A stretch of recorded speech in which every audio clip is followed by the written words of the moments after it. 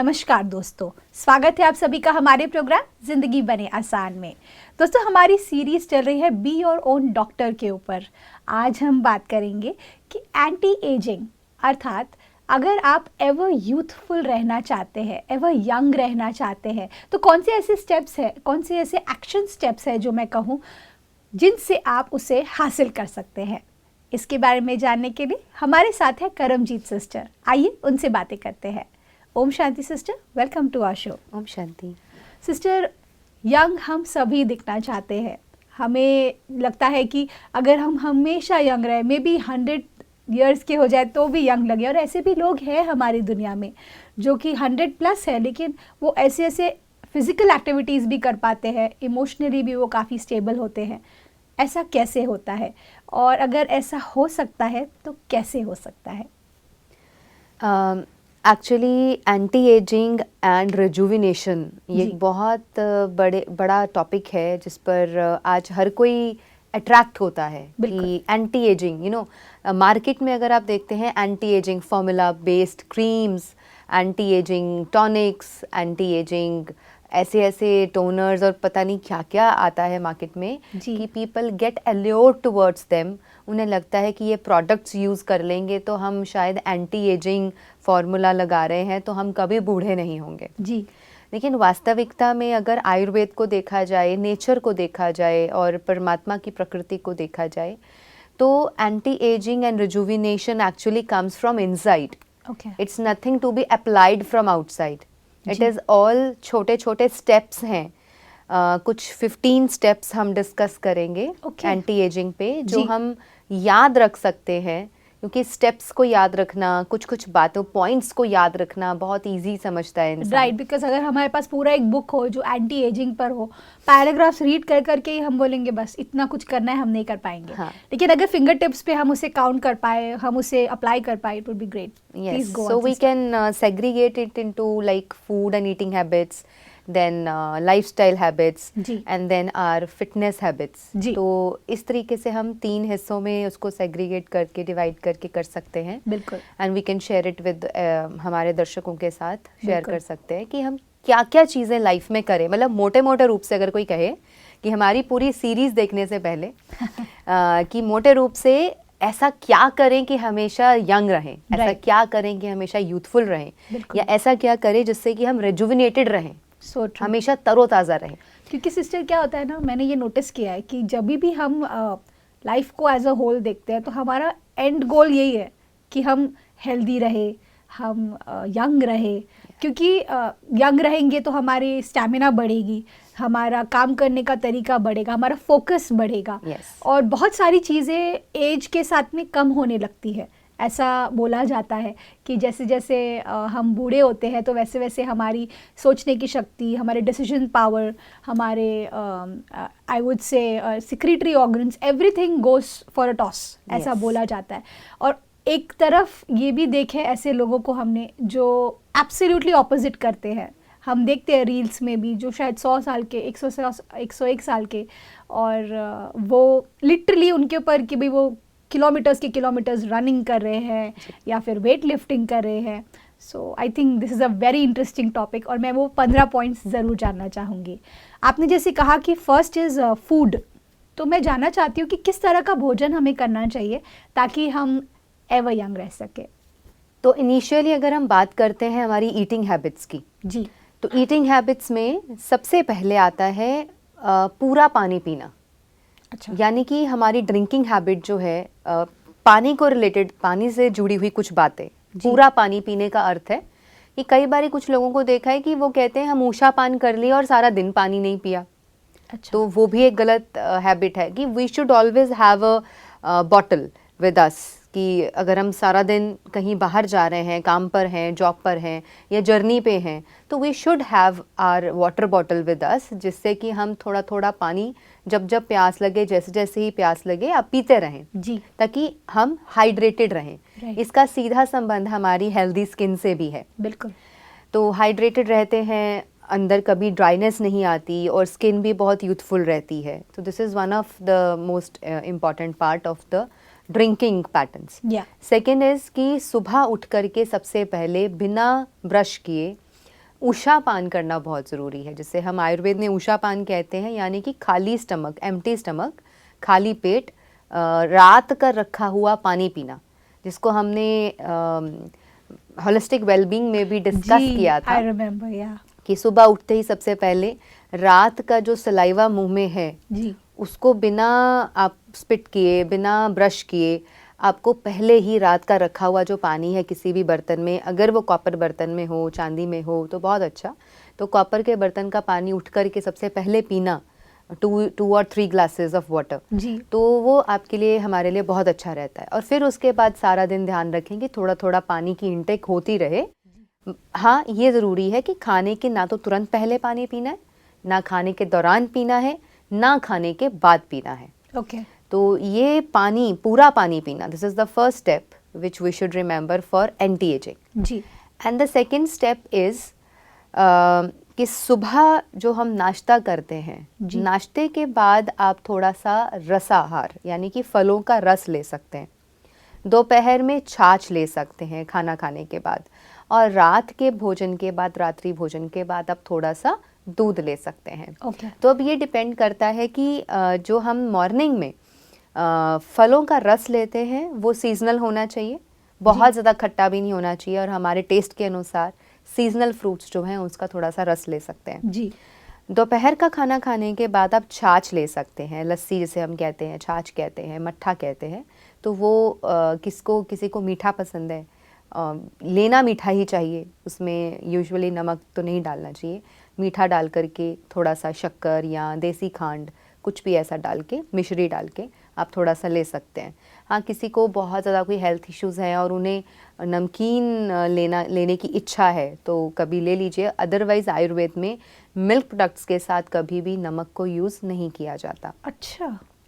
And third, पर ये तो हम मुगलाई फूड खाते हैं और पंजाबी फूड में भी डाला जाता है, तो वो गलत है? कर्ड में भी लोग नमक डालते हैं, हाँ, which is right. Actually wrong. It is अच्छा, completely wrong. There is no combination of milk and salt. Okay, milk and milk items के साथ जितने भी मिल्क प्रोडक्ट्स हैं उनमें कभी भी नमक नहीं यूज़ होता। चीज़ में भी नहीं? No, according to Ayurveda. Okay, and आप बिहार चले जाइए, आप बिहार में चले जाइए, each and every person in Bihar knows this. Okay, उनको नेचुरली पता है ये चीज़ कि कर्ड में कभी भी नमक नहीं डाला जाता, मसाला नमक कुछ नहीं डाला जाता। डालना ही है तो आप शक्कर डाल सकते हैं। ओके, तो अगर बिहार में कोई, किसी भी घर में कोई मेहमान जाए और उसके कर्ड में आप नमक डाल के दे दो, he will not eat the food. तो उसके बाद है रात्रि भोजन। रात्रि भोजन अगर आप 6:30-7 बजे के अंदर अंदर कर लेते हैं, यानी कि सूर्य अस्त के समय से पहले पहले आप रात्रि भोजन कर लेते हैं या सूर्य अस्त के समय पे कर लेते हैं, उसके एक 1-1.5 घंटे बाद और सोने से कम 1 से 2 घंटा पहले आप देसी गाय का देसी दूध ले सकते हैं। ओके, उसको आप गर्म करके थोड़ी सी हल्दी डाल के, according to your health issues, according to your प्रकृति, तो आप दूध थोड़ा सा ले सकते हैं, which should be really original, pure दूध, यानी कि देसी गाय का देसी दूध हो, तो वो Okay. अति उत्तम है हमारे लिए। तो इस तरीके से आयुर्वेद में ये नियम है। यानी कि कई बार ऐसा होता है ना कि कोई व्यक्ति है वो पूरा अपने शरीर को खराब करके आ जाता है हमारे पास कि अब मैं तो पूरा अस्त व्यस्त हो चुका हूँ, मेरा पूरा शरीर खराब हो चुका है, अब मुझे बताइए मैं कहाँ से शुरू करूँ। जी, so that person should start with these 15 steps of anti ageing and rejuvenation. Okay, उन्हें सबसे पहले इन चीज़ों पे ध्यान देना चाहिए कि क्या हमने अपने जीवन में ये सब चीज़ें कर रहे हैं। सो इसके बाद जो तीसरा पॉइंट आता है वो है healthy food culture, which is one of my dream, जी, कि हेल्दी फूड कल्चर को हम अडॉप्ट करें अपने लाइफस्टाइल में। यानी कि ठीक है, सभी लोगों का बाहर आना जाना, उठना बैठना बहुत होता है। राइट, आजकल के जो बच्चे हैं, यंगस्टर्स हैं, उनका तो बहुत ज़्यादा ही लाइफस्टाइल ऐसा है कि पार्टीज़ करना, डाइन आउट करना, जी। आना जाना, कई बारी हमारे नाइट शिफ्ट्स हैं या वर्किंग स्टाइल ऐसा हो गया है कि बिल्कुल। हम एक जगह से दूसरी जगह ट्रैवल कर रहे हैं। जी, सो हेल्दी फूड कल्चर को अडॉप्ट करना बहुत ज़रूरी है। अदरवाइज़ जब लोग अपना ट्रीटमेंट शुरू करते हैं तो उसके बाद बताते हैं हमें बाहर जाना पड़ता है, हमें बाहर खाना पड़ता है, हमें Right. ऐसा करना पड़ता है, हमें वैसा करना पड़ता है, तो हम परहेज़ कैसे करें। राइट, कुछ लोग तो इतना ट्रैवल कर रहे होते हैं, लाइक इंडिया अब्रॉड, Yes. वो लेवल पे भी होता है। या सो कुछ चीज़ें तो चलो हमारे बस में नहीं हैं, जी, लेकिन जहाँ तक पॉसिबल हो कोशिश करें कि आप अपने इंडियन स्टाइल में भारतीय संस्कृति को प्रोटेक्ट किए हुए जो चीज़ें हैं उनको अडॉप्ट करें। यानी कि जहाँ पॉसिबल है कि आप अपना घर का खाना कैरी कर सकते हैं, या अपने घर के भोजन को तो आपने चलो ठीक कर लिया, अपना किचन का सब कुछ ठीक कर लिया, लेकिन अब जब किसी दूसरी जगह जा रहे हैं तो उनको भी कुछ ऐसा शिक्षा दे करके आइए, शेयर करके आइए कि आगे से जब आप उनके पास जाते हैं तो वो आपके लिए भी इजी है फॉलो करना, और उनके घर में भी उस चीज़ का उनको फ़ायदा मिल रहा है। बिल्कुल। एंड ये तो एक तरह से मैं चाहती हूँ कि हमारे पूरे देश में ही कम से कम हर शहर में एक ऐसा सात्विक आयुर्वेदिक रेस्टोरेंट होना चाहिए, ऐसे लोगों के लिए जिन्हें बाहर खाना पड़ता है या जिन्हें बाहर आना जाना पड़ता है और उनके पास कई बार ऑल द टाइम घर का भोजन अवेलेबल नहीं होता है, कि कुछ ऐसी जगहें हों जो आयुर्वेदिक प्रिंसिपल्स के अकॉर्डिंगली, नियमों के अनुसार वहाँ उस जगह पे भोजन मिलता हो। राइट। प्रॉपर नीचे बैठ के खाने की व्यवस्था हो, और सर्दी गर्मी मौसम के चेंजेस के अनुसार ऋतु कौन सी है, कौन से ऋतु में क्या देना है क्या नहीं देना है, ब्रेकफास्ट में क्या होना चाहिए, लंच में क्या होना चाहिए, डिनर में क्या होना चाहिए, उस वैरायटी को आयुर्वेदा के नियमों के अनुसार दिया जाता हो। अगर ऐसी चीज़ें हमारे देश में हों, भारत में हों, तो मैं इवन ये मैसेज भी शेयर करना चाहूँगी कि अगर कोई श्रोता हमें दर्शक जो देख रहे हैं, कोई भी व्यक्ति जो एंटरप्रेन्योर बनना चाहता है और जो अपने जीवन में कुछ नया शुरू करना चाहता है, अगर आप इस चीज़ को फॉलो कर लें कि आप इसी बिजनेस को शुरू करना चाहते हो, अगर जिसमें रेस्टोरेंट्स और ये सारी चीज़ें आती हैं, if you move towards opening N Ayurvedic सात्विक रेस्टोरेंट, तो एक वो बहुत अच्छा एक ऑप्शन है सभी के लिए। सिस्टर, आप एकदम सही कह रहे हैं। It's a very interesting thing कि अगर हम इस तरह के आयुर्वेदिक स्पेसेस खोल सके जहाँ पर लोग आकर भोजन करें और उनको वो बिल्कुल सोचना ना पड़े किसी भी चीज़ के बारे में कि वेदर ये हेल्दी है कि नहीं मेरे लिए। लेकिन सिस्टर, एक और फैक्टर इसमें बहुत बड़ा रोल प्ले करता है। जो लोग बाहर का खाना पसंद करते हैं उन लोगों के लिए टेस्ट एक बहुत बड़ा फैक्टर होता है।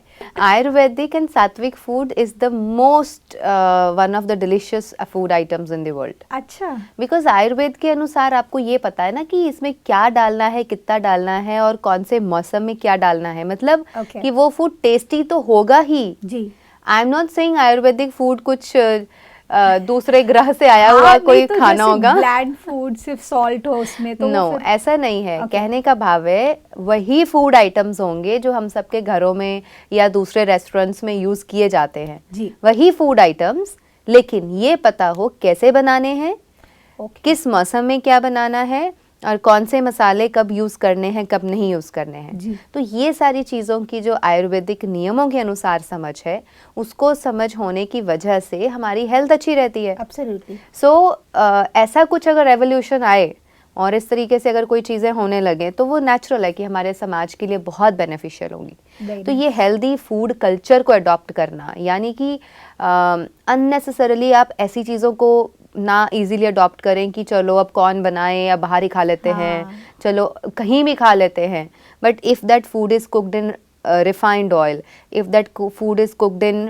Too much like food colours use किए गए हैं, शुगर यूज़ की गई है और सी सॉल्ट जो है वो बहुत ज़्यादा यूज़ किया गया है, या कंपैटिबल चीज़ों को यूज़ किया गया है, जैसे कि रॉन्ग कॉम्बिनेशंस, जैसे कि अनफेवरेबल कॉम्बिनेशंस, जैसे कि आजकल दाल होती है तो दाल में मखनी का तड़का लगाते हैं, दाल में दही का तड़का लगा देते हैं, तो ये सब गलत है। वाई? बिकॉज आई टोल्ड कि मिल्क एंड मिल्क प्रोडक्ट्स के साथ नमक का कोई कॉम्बिनेशन नहीं है। तो अगर ये चीज़ें की जा रही हैं दैट इज़ नॉट गुड जी। और हेल्दी फूड कॉम्बिनेशंस में इवन ये भी है कि हमें जहाँ भी हम जा रहे हैं, किसी के भी घर में जाके खा रहे हैं, यू शुड नो, अगर आप कहीं जा ही रहे हैं, कहीं आप गेट टुगेदर कर रहे हैं, आप उनको पहले ही इंस्ट्रक्ट कर दीजिए, अपना ही नहीं दूसरों का भी भला सोचिए कि इसमें मेरा तो होगा ही, लेकिन मैं बाकियों को भी कुछ सिखा के आऊँगा वहाँ से।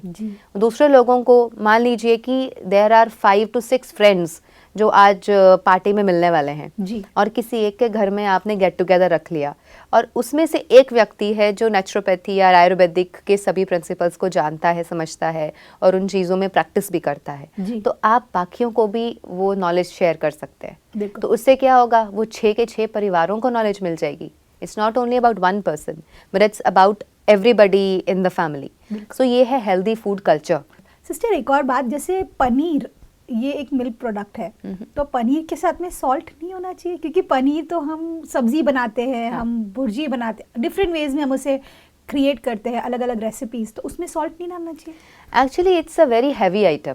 ओके। यस, पनीर को यूज़ करते हैं हम और उसको इस तरीके से यूज़ किया जाता है। सॉल्ट के बिना सब्जी ही नहीं बन सकती। राइट।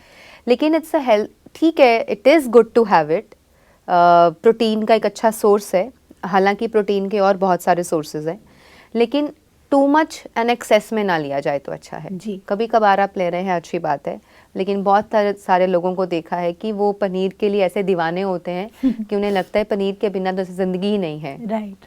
और अगर आप मिल्क आइटम्स को बहुत ज़्यादा नमक के साथ लेने के आदी हैं, जैसे कि छाछ में बार बार नमक डालना, दही में नमक डाल के लेना और हर रोज़ पनीर की सब्ज़ी खाना, तो this is something a bad and wrong combinations which are being used. Paneer खाइए, ठीक है, पनीर की सब्ज़ी खाइए, पनीर की भुर्जी बना के खाते हैं, उसका ग्रेवी बना लेते हैं, but don't take it very lightly and very often कि डेली बेसिस पे, कभी कभार ले रहे हैं तो इट्स ओके, चलता है। Great. And then next it comes to मित भुक, हित भुक एंड ऋत भुक। ओके। तो ऋत भुक है सबसे पहले, यानी कि ये हमारे शास्त्रों में लिखा गया है और जो वैद हैं उनसे सुनने को मिलती हैं ये चीज़ें। हमारे ही भारत के जो विद्वान हुए हैं, वैद हुए हैं, संत हुए हैं, उनसे ये सुनने को मिलती थी चीज़ें। ऋत भुक, मित भुक, हित भुक, यानी कि ऋत भुक माना ऋतु के अनुसार अपनी भूख मिटाना, ऋतु के अनुसार भोजन करना। भोजन जो है आप अपने 6 की 6 ऋतुओं के अनुसार कर रहे हो जी। और ये सीजन्स के ऊपर हमने कंप्लीट सीरीज का कवर करी थी। जो लोगों ने उसे नहीं देखे हैं, वी सजेस्ट आप जाकर के उसे भी देखें, ताकि आपको वहाँ से भी काफ़ी नॉलेज मिलेगा। सो ऋत भुक के बाद आता है मित भुक। मित भुक में आता है मिताहार, यानी कि eating adequately. Okay. Eating in adequate quantity, हमें पता होना चाहिए कितना खाना है। ओके। जिसे कहते हैं मिताहार। मिताहार का मतलब होता है अपनी भूख से थोड़ा सा कम खाना जी। यानी कि अगर आपको 4 रोटी की भूख है तो 3 ही खाइए जी। 3 की भूख है तो 2 खाइए। तो इस तरीके से मित भूख, we should know in how much adequate quantity to eat. ऐसा नहीं कि मेरी आज फेवरेट डिश बन गई है तो हम किसी को मान लीजिए डोसा और सांभर पसंद है, तो वो आज सोच रहा है कि 3-4 डोसे खा लूं और 5 कटोरी सांभर की पी लूं, तो यानी कि मेरा आज का पूरा हो जाएगा कोटा खाने पीने का। तो इट्स नॉट लाइक दैट। बेशक आपकी फेवरेट डिश बनी है, लेकिन we should know the quantity, the limit, where to stop. We should know where to stop, we should know the limit, how to eat, how much to eat. अगर unnecessarily बहुत ज़्यादा खा लेंगे, बहुत ज़्यादा, तो फिर आपकी ब्लोटिंग, देन पेट की खराबी, अपने ही शरीर के ऊपर, एक मशीन के ऊपर वजन डाल देने जैसी वाली बात हो जाती है। सो बेशक आपका फेवरेट फूड है, आपकी फेवरेट डिश बनी है, बट मित भूख को याद रखें। ऐसे नहीं कि आज किसी से सुन लिया पपीता खाना पेट के लिए बड़ा अच्छा होता है, तो जी इतना पपीता खा लिया कि कल पेट ही खराब हो गया ऐसे नहीं। तो हित भूख यानी हितकारी भोजन। अच्छा, ये सुन लिया कि केला तो बड़ा अच्छा होता है, केले में भरपूर पोटेशियम है, कैल्शियम है, it's very good for bones, it's very good for like PCOD and it's very important for other health issues, कि चलो जी रोज़ केला खाना चाहिए। तो पता चले 6-6 केले खा रहे हैं एक ही टाइम पे बैठ के और केले खाने के बाद अगर बॉडी में ऑलरेडी कफ है तो कफ और बढ़ जाएगा। Right. So this is called हित भुक, मित भुक एंड ऋत भुक, कि इन चीज़ों की समझ होनी चाहिए, उसके अकॉर्डिंगली आप खाना खाएं। And the last one is, the last point in this is that is fasting जी। तो हमें, अगर कोई व्यक्ति पतला है तो 15 दिन में एक बार फास्ट ज़रूर करें। कोई ओबीस है, ओबेसिटी है, मोटापा है, तो आप हफ्ते में 1 दिन का फास्ट ज़रूर करें। और फास्टिंग में भी जो पतले लोग हैं वो ज़्यादा जूसेस एंड फ्रूट्स पे फास्टिंग कर सकते हैं जी। और जो लोग ओबीस हैं वो लोग नींबू पानी पे फास्टिंग कर सकते हैं। और जिनकी बॉडी में ड्राइनेस बहुत ज़्यादा रहती है वो मिल्क पर या मट्ठे पर भी फास्टिंग कर सकते हैं। अच्छा। तो इस तरीके से फास्टिंग करना भी हमारी अच्छी health, anti ageing and rejuvenation में बहुत कमाल का काम करता है, which gives us a complete healthy body.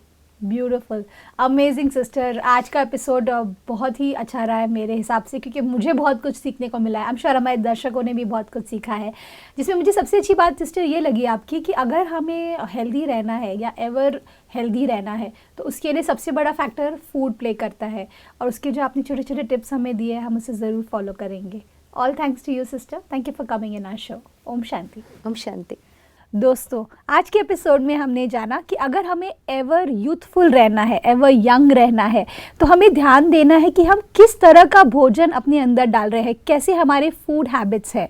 It is very important कि हमारा जो खाना है वो सात्विक हो और आयुर्वेदा के डिसिप्लिन रूटीन जो वो बताते हैं उसके हिसाब से अगर हो तो आप महसूस करेंगे कि आपके अंदर में जो ये छोटी छोटी प्रॉब्लम्स आते हैं ना, हेल्थ इश्यूज़ एवरी डे, कभी कोई प्रॉब्लम आ गई, कभी कोई प्रॉब्लम आ गई, कभी कोई पेन हो गया, ये छोटी छोटी चीज़ें आपकी लाइफ से हमेशा के लिए चली जाएंगी।